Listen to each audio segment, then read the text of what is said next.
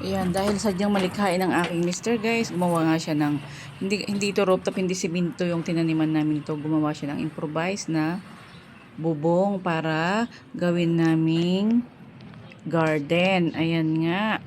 At siya rin ang malamig ng kamay para magtanim. Kaya ako ang taga-dilig. Baligtad, guys. Joke. Ayan, didiligan nga natin ang aming mga tanim dahil tag-init. Kailangan 2 beses mo diligan sa isang araw. Sobrang init, nagdadry siya palagi. Kahit kadidilig lang, mamaya tuyong-tuyo na. Uhaw na uhaw ba sila, guys? Katulad din yan ng tao, guys. Kailangan nating uminom ng 8 baso sa isang araw o higit pa. Ganyan din ang ating mga halaman. Ayan, kailangan silang diligan. Nagdilig din ako kagabi pero tuyo na naman yung lupa. Sobrang init na talaga ng mundo, guys. Ayan nga. At mag-harvest din ako. Ayan, yung papasalamat naman ako yung mga namin, siling demonyo ay matagal ang buhay. Pero wag ka.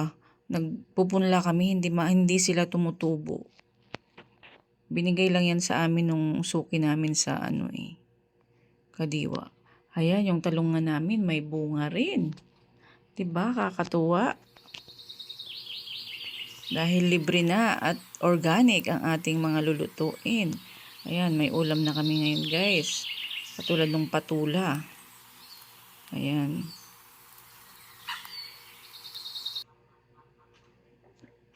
Tsaka yung mga tanglad. Maganda yan para sa ating kalusugan.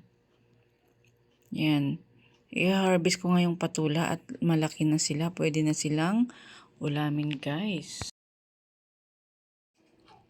Namoy-amoy pa, mabango Hindi naman mabango, sabi nila mabango tong patula na to, pero hindi naman mabango. Normal lang. Ayan, nakadalawa na naman. Palaging dalawa-dalawa yung pwede na. Mayroon pa naman siyang bunga pero maliliit pa siya. Sa susunod naman daw. At yung ating eggplant. Ayan nga. Hindi ko kinuha sabay-sabay yung eggplant para sabay-sabay ngayon na i-harvest.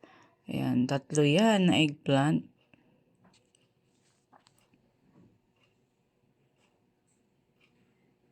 Ayan, malalaki na pero may maliit yung atsal namin. Hindi siya lumalaki talaga as in parang sili lang.